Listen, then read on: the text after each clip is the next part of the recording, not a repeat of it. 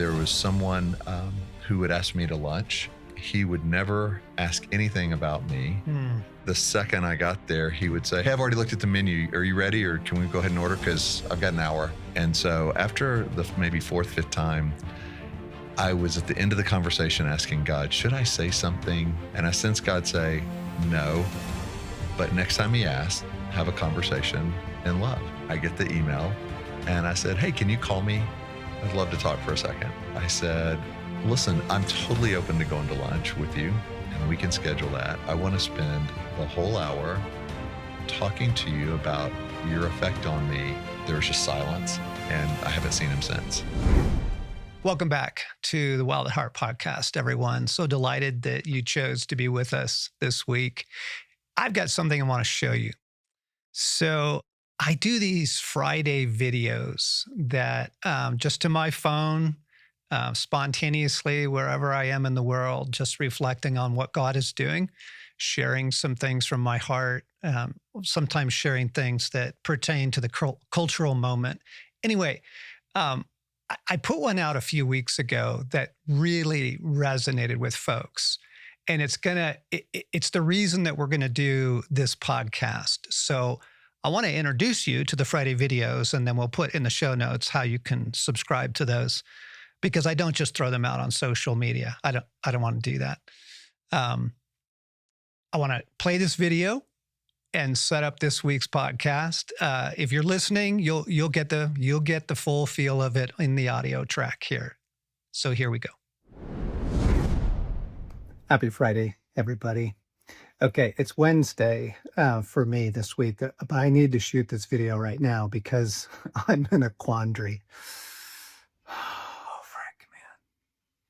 You know, like the thing I want to do some reflecting on personally, and maybe in, maybe in the next book, or I don't know, is what does maturity feel like, and what does mature loving look like? Because anyway, I've been with some difficult people, and I've got a difficult phone call coming up here, and the thing is this: like, you don't get to ignore what you see in people. We've got another situation brewing, actually. I'm suddenly thinking of, oh man, there's like three of these, where you don't get to ignore when you see things in someone's life, right? The way they treat their wife, or their style of relating, or their, kind of quiet narcissism, or whatever it may be, their shame, their self-hatred, that you just hear it in their language. It's not loving. It's not loving to let people just carry on in their blind spots, right? But because they are their blind spots, it's not as easy as just walking in either. And wow, do we have to learn how to let love guide us? We really do, because some of the time I just want to say what I see because they're irritating me. Or they're making my life difficult, and it's like, that's not okay. You don't just get to say what you see, right? That can be really damaging. Timing is everything. Jesus's phrase of, well, let he who has ears to hear, hear. I mean, Jesus is brilliant on waiting. It's just astounding. In fact, that friend of mine was telling me, he's in his 60s, and he's telling me, wow, God's doing this whole new thing in my life, and I'm seeing now that it goes way, way back, but he waited until now. I just love that. Like, God knows how to wait, right? So when we see things and the people around us, first off, you don't get to ignore it, because that's not loving. It's not. And it puts you in a really difficult position of, oh, I want to rock the boat. I'm not sure how I'll be received. It's like, well, what would love do, right? But at the same time, you also don't get to just say what you see, okay? And there's a timing, and there's the language that we choose. Like, I'm just getting ready to go into this scenario, and I'm aware of, dang, man, loving is not easy. It's not simple, right? And And yet I do want to grow in maturity in loving. Because I think most of the time I just don't say it. I just like, and so here's what happened today, like two different things. So I did see something, I was catching somebody's, abrasiveness, and I just in love, I turned to Jesus and I'm like, you want me to say something?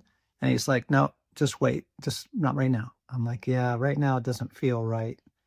Um, and then in another situation, like, you want me to say something? He's like, you need to say something because you're in the situation to do it. I'm like, oh, okay. So I'm just aware of choosing love over self-protection, choosing love over convenience, but also like when it's done in love, it really is actually done for their benefit, not mine. And so I may have to wait a long time, or I may be called to say something, that's going to make things really bumpy for a while. Uh, but I want to mature in love. Don't you? Don't you? Because it's like, what else is there? So, what else is there? Right. Okay. So that's already stirring things in me again. I bet it's stirring things in you, relational scenarios. Oh no, what is God asking me to do? This would be a really good moment to take our pause and give everyone and everything to God so that we can kind of settle ourselves into a good place and then give some thoughtful reflection with my friends who are in the studio with me to talk about difficult conversations. Let's pause. Yeah, Jesus, I can feel the emotion already in myself and in our listeners that this topic stirs in us. And we just want to stop and center ourselves in you again, like we do every time, and just give everyone and everything to you, and not start playing out scenarios in our minds right now. We don't want to do that. We just want to recollect ourselves, recollect back into our union with you. And in order to get there, friends, it really helps to release the day, release the week, release people, the global news. Take a moment and release the things that you need to lay down. Just give over to God.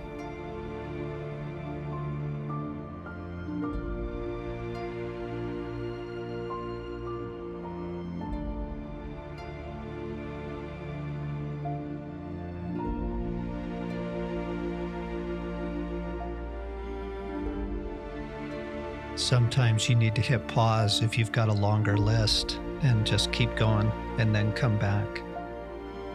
But we're doing this, Father, in order to get out of the chaos and get back into union with you. And so would you breathe into me right now the breath of life and renew my life in you. And then, yes, please speak to me this week and the very things that you have for me in the podcast. We all pray this together in the name of our beloved Jesus. Amen. Okay, so now you can see, those of you who are watching by video, and I'm going to introduce for our listeners that there are four of us this week. Alan, my faithful wingman, co-pilot, co-conspirator, Yes. and my wife, Stacey, and our other Stacey on the team, director of women's ministry here.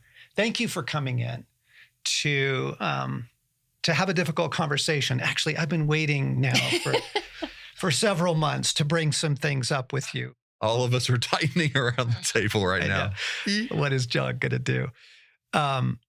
Start first by just reacting to the video, what everyone just heard or also watched. Like, what are you struck by?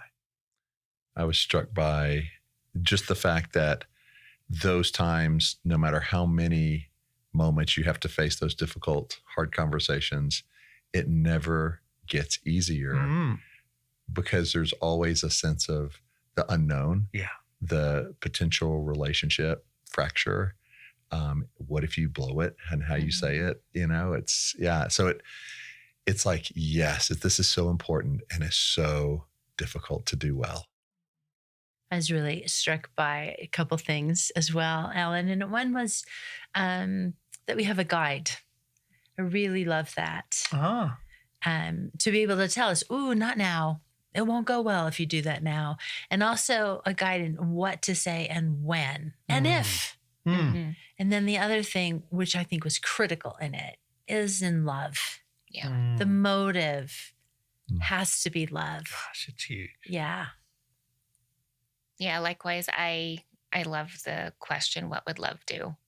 Because honestly, as you were sharing, like, I need to enter into this, my body is just like, oh, dear Lord, I'm feeling that. I feel like a lot of confrontation throughout it's the perspective too, is confrontation. Difficult conversations is driven by fear and trying to mature into what would love do. Yes. Yeah. I think That's there's a the lot of difference. fear in this for everyone at some level. I mean, there are certain people, I have one particular friend who's kind of relishes it. But for most people, you do feel it in your body. Yeah. Like you can just feel it's coming, or even that we're introducing this. I think some of our listeners, everybody just take a couple deep breaths. Take a couple deep breaths. While I realize I left, people are wondering, what's the bottle of red Breakfast. stuff? Yeah. It's my It's your breakfast. I'm going to let a little bit of my crunchy out right now. I love fresh pressed vegetable juices, organic, fresh vegetable juices. So yeah, this is breakfast, and so left it on the table here. So cheers, everyone. Cheers. And John, even a confession from watching that, because, it's the video, you film it, and then I'm helping get it ready with Dave and others before it goes out on Friday. And when you're saying in the video at the beginning, I've got this person, I've got this difficult conversation to have with them. And I mean, I think most of, and especially if it's like, I was in the office today and have this, everybody watching it is probably like internally like, was it me? Like, oh no.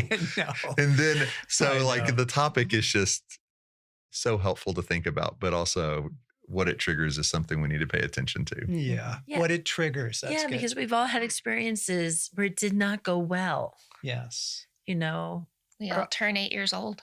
Right. Yeah. And histories, the stories of our lives are what we saw modeled in our home. Oof. Yes. Yeah. There's a lot of debris around this that I think would be good to help clear away for people. And maybe the first piece is, are you triggered by the conversation, folks, right? As we get into, oh no, God's going to ask me to talk to my mom, or, oh no, God's going to ask me to talk to my friend. Take a few deep breaths. You're going to be okay. We're actually going to bring some love and some wisdom to this and some experience in it.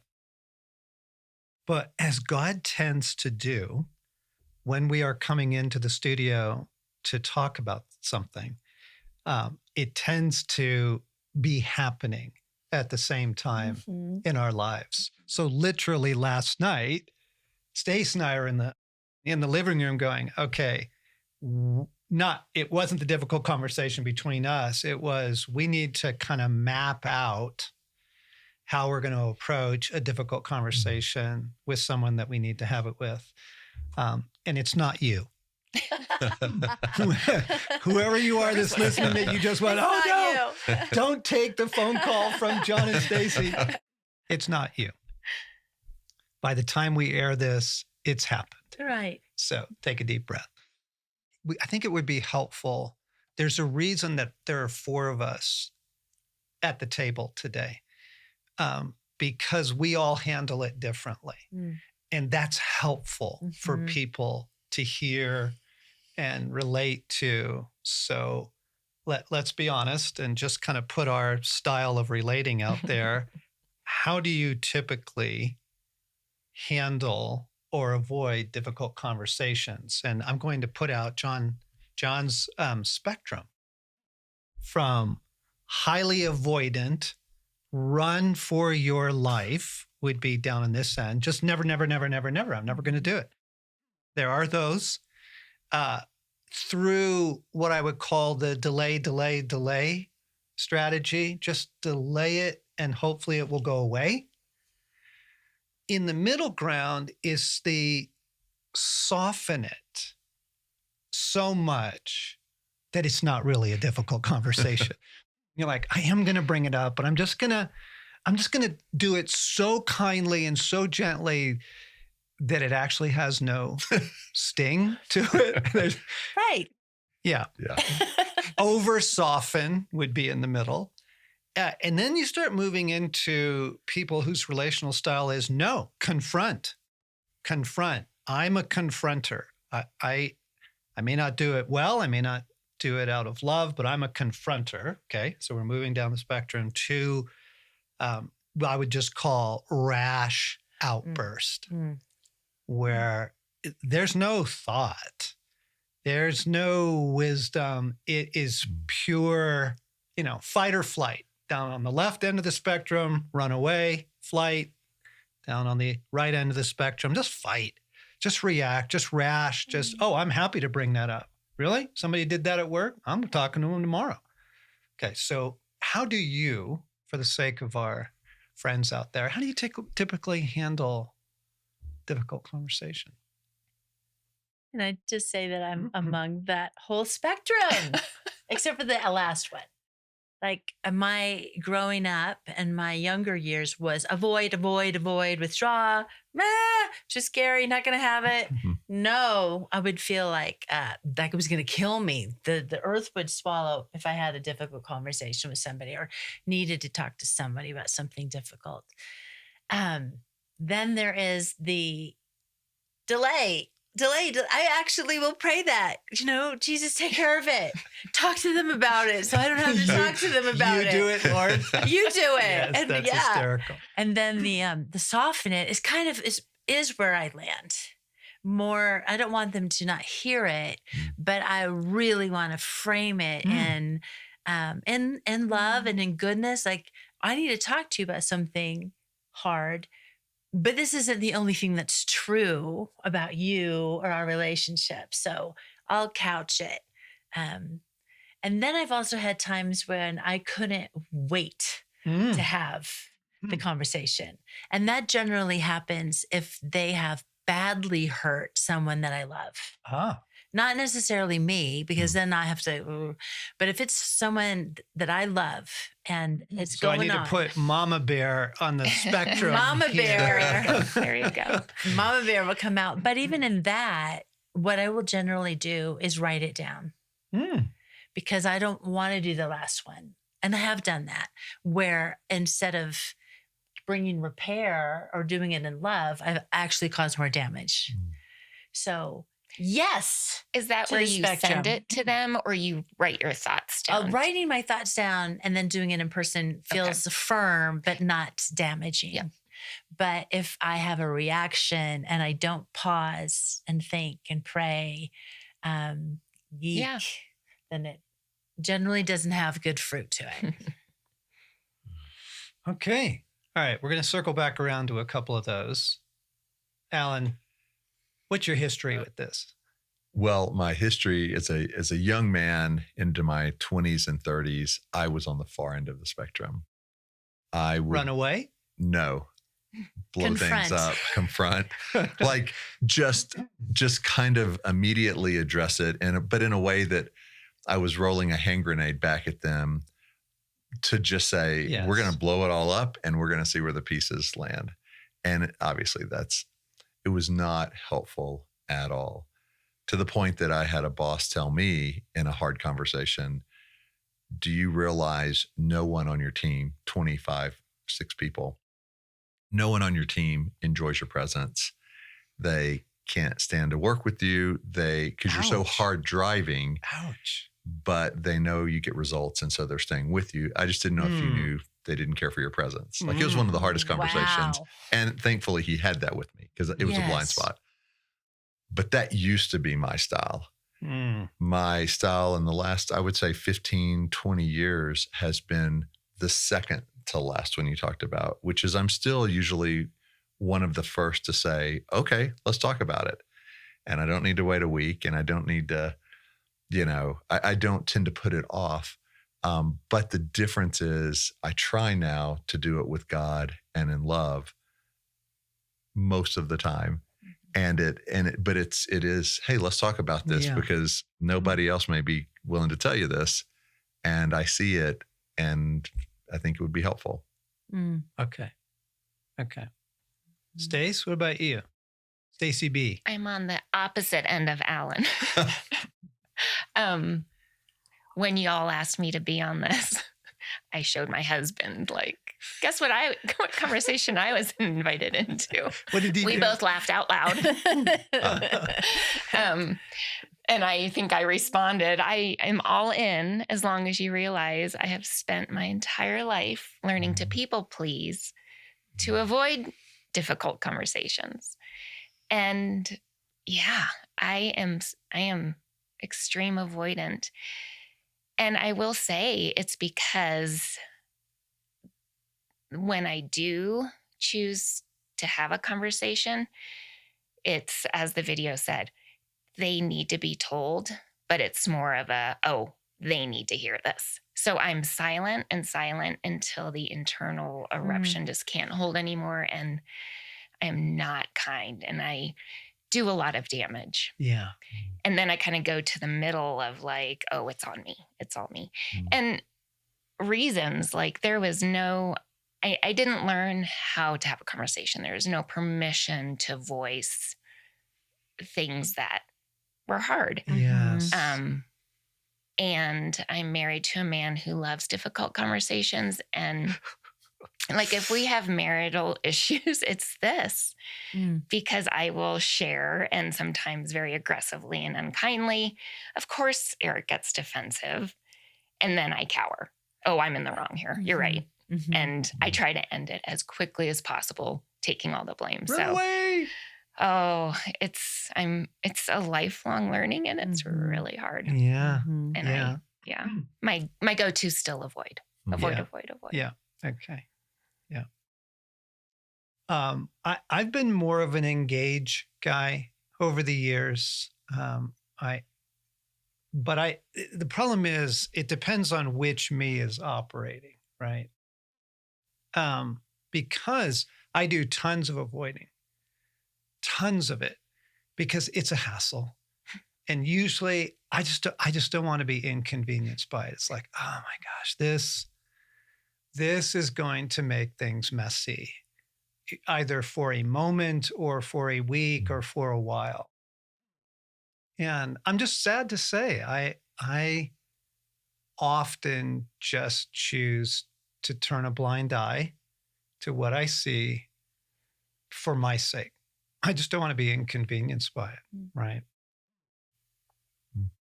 But when true me, the me that is hooked up to Jesus, I actually enjoy this. So I'm not in the hand grenade spectrum, but I'm down there in the enjoy it, want to do it, let's go, let's engage. Because you want the fruit. I do. Yeah. Yeah, I do. I want the fruit, and I also just don't want to be a coward. Right? There's just something in me that doesn't like hiding, doesn't like pretending. I don't like pretending. Yeah. And what I see in you, John, as you say that, also knowing you well, is you understand in a hard conversation, there's going to be soul care, and there's going to be navigating, long-term maybe wounding or scars, or why are you doing what you're doing, where you're not in it to have a hard conversation just to win. Like you're not in it to say, this is hard because you need to change your ways to make my life easier. You're noticing something as a counselor and as a sage. So I do think you understand more than most people. To do it well, it's going to require more than 2 minutes. Yes, that's right. So motive is really That's right. important. And Yeah. what are we after here? Yeah. Yeah. Okay. So thanks for sharing where you are on the spectrum from extreme avoidant to hand grenade tosser, followed closely by mama bear. I think that's helpful for people to begin to reflect on, oh, I know exactly where I am on that spectrum. And then the question would be, in the video, what I was trying to ask is, what does love look like? And what does mature love look like? Because this hasn't been modeled for us. Most of us didn't see it done well in our family of origin, if it was done at all, or it was hand grenades, or punishment through silence, that sort of thing. What does mature love look like? And so Philippians 1, to begin with, Paul says, "This is my prayer, that your love may abound more and more in knowledge and depth of insight, so that you may be able to discern what's best." I love that. That's marvelous. Because I always thought love was kind of always soft, always kind, always, teddy bear like. Love is always gentle. But as you watch Jesus operate, it's like knowledge and depth of insight. Oh, wait a second. There is a way to mature in love where we are growing up. We're becoming grown-ups, and we're handling situations differently than we're handled in our home of origin or in our, out of our deep brokenness. Like, okay, Lord, show us what that looks like. How do we do that? So I'm going to read from Mark chapter 10. There's 3 different versions of the story in the gospel of the rich young ruler who comes up to Jesus and how Jesus handles him. Mark's version goes like this. As Jesus started on his way, a man ran up to him and fell on his knees before him. "Good teacher," he asked, "what must I do to inherit eternal life?" Now, there's something about the way the guy is doing this. So he's blocking Jesus. Jesus is heading on his way. He's turning and he's leaving town. This guy runs up and gets in the way, and he's on his knees, which is a little bit of drama, right? And Jesus's first reaction, you can see, is coming out of that. He's like, what is this? So he's not going to let the guy get away with it. He says, "Why do you call me good? No one is good except God alone. You know the commandments. You shall not murder. You shall not commit adultery. You shall not steal. You shall not give false testimony. You shall not defraud. Honor your father and mother." "Teacher," he declared, "all these I have kept since I was a boy." And then this is the most delicious part of the story. Jesus looked at him and loved him. I think there's a moment where Jesus goes, "Oh, this isn't drama. You're not play acting. You're actually sincere." He looks at him and he goes, "Oh, okay, wait a second. You're actually really asking me." "Okay." Jesus says, "Well," and he goes to his blind spot.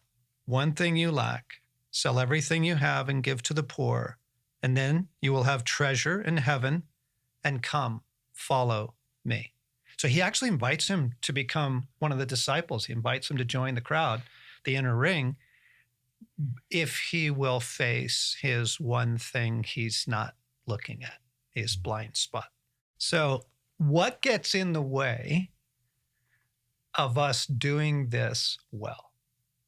Like, if this is mature loving, okay, I can see in the moment what's really going on here, and I can see I see their blind spot. And, it's not in the moment, gang, right? It's the person you've worked with for 7 years. It's the person you've been married to for X number of years. It's your in-laws. It's, over time, what the issues are. What gets in the way of loving with maturity, loving with knowledge and depth of insight. I think what's coming to my mind is making it about yourself and stepping into it with that perspective, which is probably why when I am considering it, there's so much fear and trepidation because, I'm making it about me versus how can I love this person and letting God lead. Say a little more about making it about me. Fear certainly comes to mind, and it's, I am going to harm them. They are super irritating, and my approaching them is because I just kind of can't stand being in the same room with them anymore. Yes. Sorry, honey. Yep. Yeah. When I'm making it about how can my life get better. Yes. I'm making it about me versus I need them to see. Yeah. And you can be on both ends of the spectrum with that same motive, right? I am not saying anything because it's going to make my life hard, or you are constantly making my life hard. I'm done with this. Yeah. I'm addressing this so that my life gets better, right? Yep. Exactly. What gets in the way of us doing this well? I would use the word fear, like you used, Stacey, but in a little different way. I wasn't afraid to bring something up with the person who had hurt me thoughtlessly. And in order for a relationship to continue without me withdrawing, I needed them to know. I wanted to get it out of the air. But what happened was I shared it, and I didn't do it mean or anything, but they just went, rawr, and like, oh yeah? And then came at me with full force. So I don't like that. No. And then the other fear part, I do fear that. Like that's going to happen again because people do sometimes respond defensively, like rather than in love. Because that's why that verse, you want to do it so well so that they're not feeling attacked, but more they're feeling invited to where they want to go. But one thing has been, and either way that it goes, has been God's invitation for me to grow. Because in earlier years, I mean, he can do conflict. I was, but the world would end. You know, the earth would swallow up and I would fall through the cracks and never to be seen again. If there was conflict, I had so much fear of that, of doing it wrong or of being wrong and what that meant. And then increasingly knowing the love of God to go, actually, no, that's not going to happen. And there are blind spots. He wants you to grow in. So I think it needed to shift for how it's actually been beneficial for me to hear that I can, with courage, invite other people to hear. Yeah. But fear has been the thing. Yes. Yeah. So let's linger on that for a moment because that's so rich and helpful. Let's admit the fear and ask God what that's about. Right. So I can feel my body still is tense around even just this podcast. Okay, what's that about? What rather than acting out of fear or not acting in the fear, let's get the fear daylighted to God and invite him in to address the fear. Right. Alan, what gets in the way? Yeah.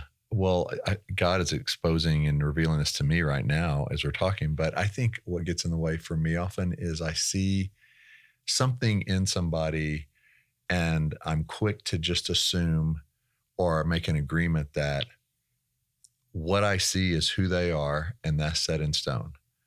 And so they, it's a stereotype of what's just on the surface. Yeah. They're the ones who always talk first. They're the ones who never are going to ask anything about me. They're whatever it is, they're always offended.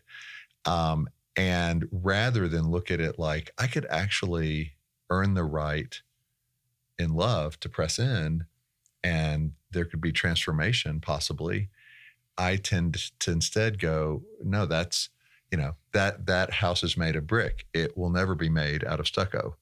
It's that's what it is. But I miss in humans, and oftentimes I miss the chance to go, what I'm seeing isn't who they are, it's what they're doing.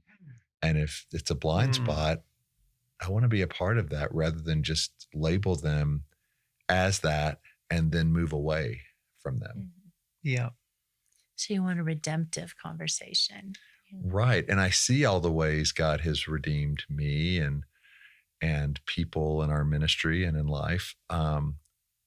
So I don't know why but that still is a blind spot to me sometimes to go, that's the person I just would rather walk away from. Yeah. This will never change. This will never change. Yeah, so then why bother? Yeah. So then why bother? But then it's the champagne bottle that Stacey was talking about earlier of, it stays in there and stays in there and stays in there until pop, then you come out with the confrontation in a way that's not considered and gracious and wise and frankly cunning. That love is cunning in its maturity. Wow, Ellen, I want to linger there for a moment because I think coming into the conversation with a posture that says, this isn't the true you. Like I hold hope for your good heart.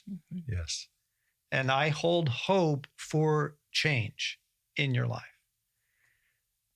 Wow, just that alone. That's huge. Wouldn't you like to be approached like that? Yeah. Yes. One thing I've had to practice is, because it is so difficult for me, is to say, God, help me to love them as you love them, whether I know them very well or they're a stranger. Yeah.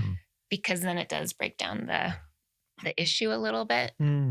And there's always a story underneath the behavior, right? Yes. So yes, it does help me approach them in kindness. That's really big. There's a story behind this.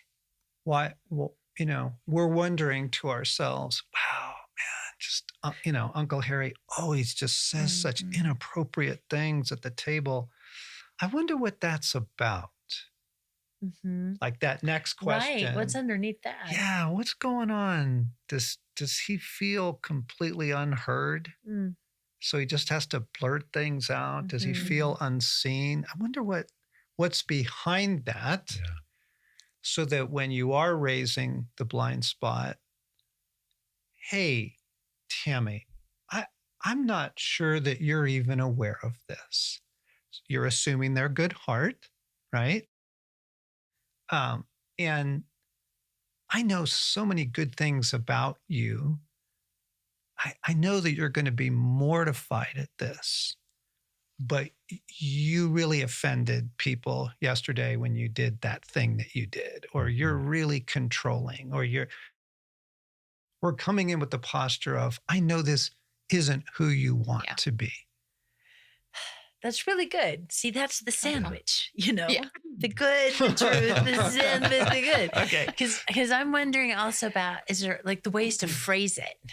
Like, are you aware that, and just even, the way you said at the beginning, this isn't the true you. When you come in to know that this isn't the true you, I know who you are.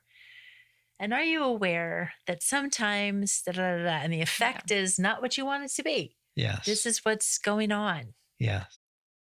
I avoided conversation with Eric for decades. And my positive experience was my ability to approach him as, honey, my experience of you has been. It's lingered for 26 years.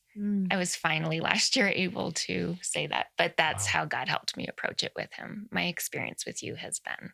Yes. And it wasn't do you know that you blah, blah, blah. Ooh, that was good. Thank you, God. Nice. Yes. Especially in a marriage. And he received it. Let's tell some stories. Let's lay out some scenarios that illustrate what we're talking about, good and bad. So I'll start with one that did not go well on the outcome that I could see, but that I risked and I tried. And this involved, there was someone who would ask me to lunch every 4 or 5 months. And we weren't close friends, but we knew each other as acquaintances. And he would reach out and ask me to lunch, and I'd say yes.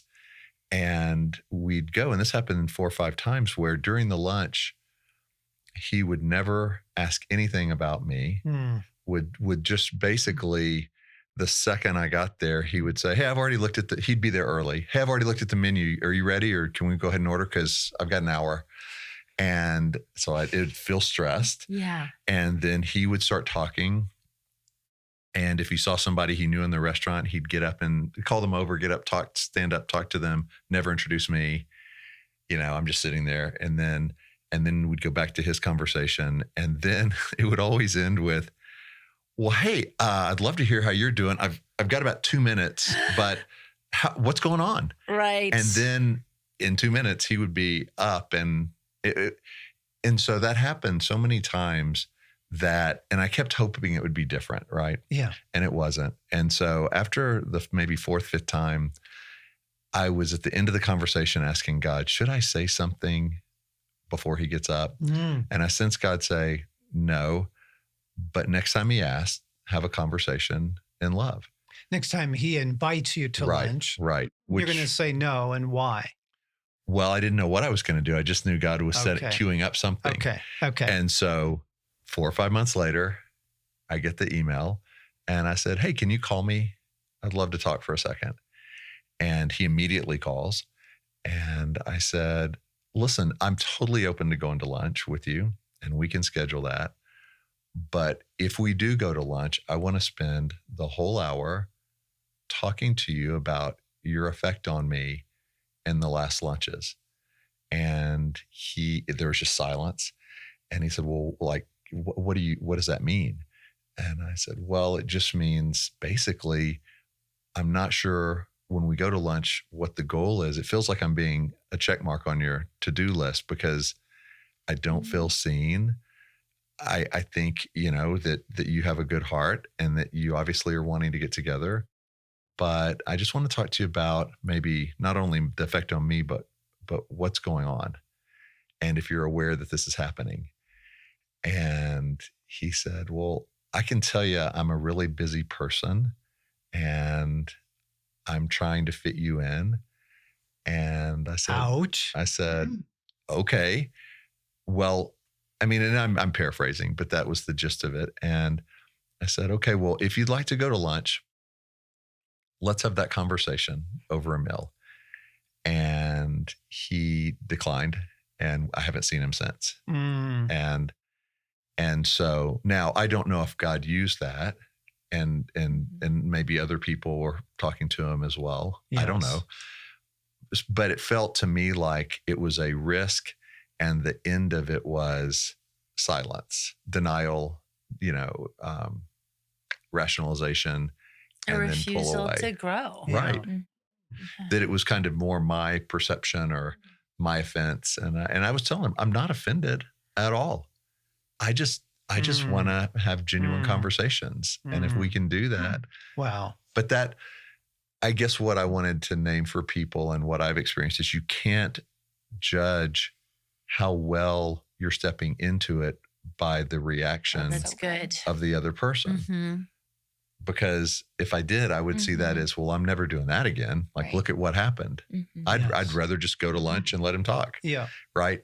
But I think it was the right conversation done in love, and just have to go, God. Yeah. The results from here are with you. Yeah. Yeah. Wow. Okay. So this is a big, big piece that I think I want to save to part 2, but outcomes often prevent us from even starting, from giving it a go, trying something redemptive. But let's come back to that. Okay. Let's come back to that next week. Good. I want to That's big. let the two of you react to that story. What are you struck by? I am struck that Alan did it. I will say that Alan has been one of my inspirations for learning how to have a difficult conversation. I've learned so much from him because he's had them with me too, but it has been out of such kindness and love that I'm learning. And I love that I have people around me now that I can learn from. And that is a great example of it can be done. And again, the words of their response, their reaction does not necessarily reflect that you've done a bad job. And I think that is what holds me back. That's making it about me. Yeah. So it holds most people back. How is this going to go? I don't know how this is going to go. Ooh, I don't know how this is going to go. And therefore I'm not. Yeah. Right.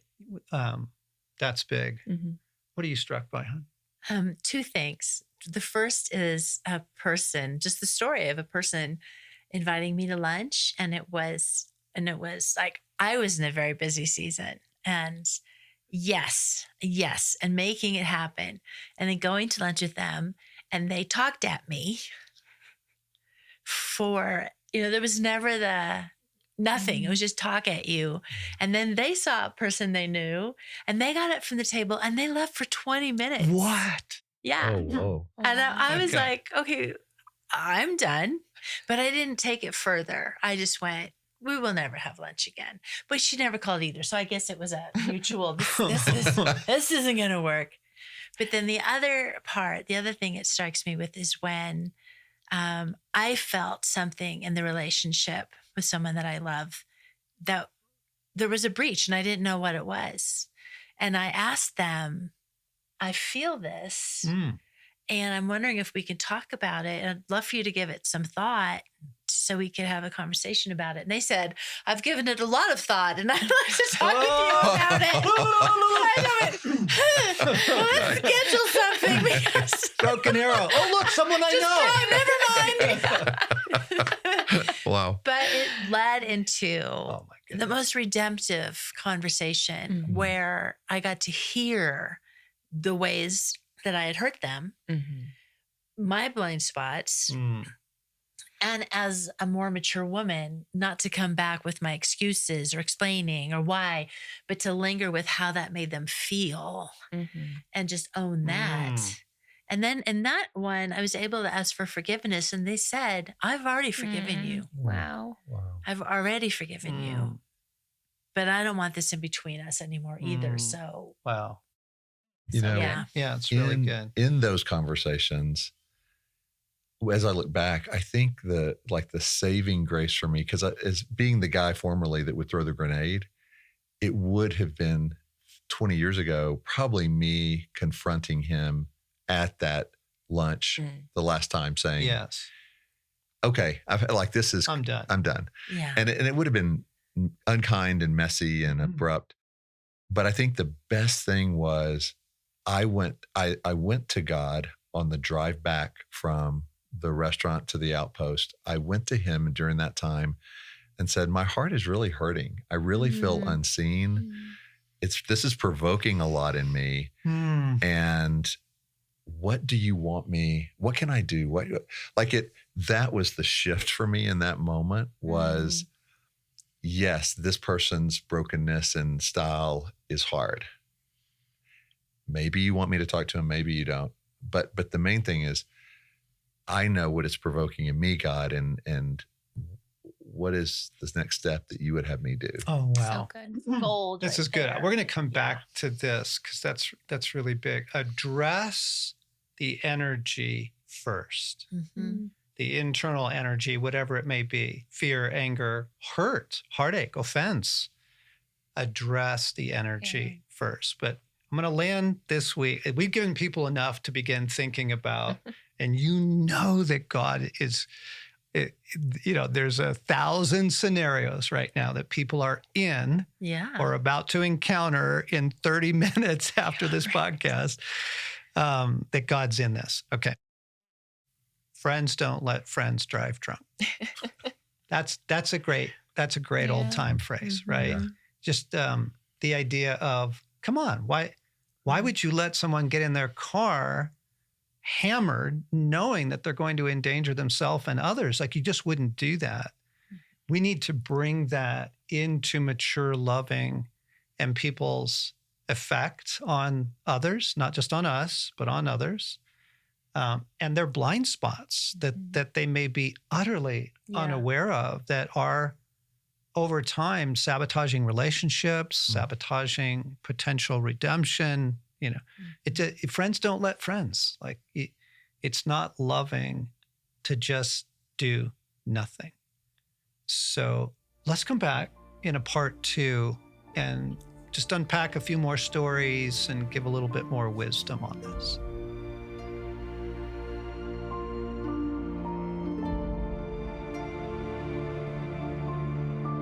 Hey friends, this is Alan. Thanks for being part of this week's podcast. And before you rush off into what's next, we invite you to spend some time reflecting with God on what you've heard.